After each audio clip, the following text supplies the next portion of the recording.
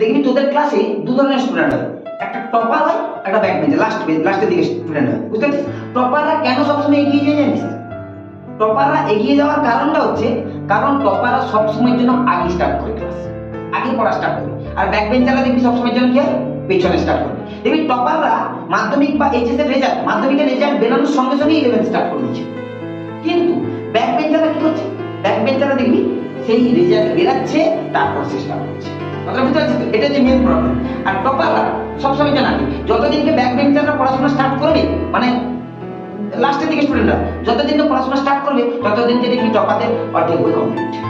3 মাস 2-3 মাস তাহলে অর্ধেকটা 5-6টা chapter cover হয়ে যাচ্ছে। তার জন্যই তারা এগিয়ে যাবে। তোরা যেদিনকে স্টার্ট করছিস সেদিনকে তারা অনেকটা এগিয়ে যাচ্ছে। এই কারণের জন্যই টপাররা টপার হচ্ছে, আর তোরা পিছনে পড়ে যাচ্ছিস। কারণটা হচ্ছে এটাই। তাই তোদেরকে করতে হবে আগে। আমি কোনোদিন কোনো টপারকে দেখিনি যে দেরি করে শুরু করেছি। কথা বুঝতে পারছিস? এটাই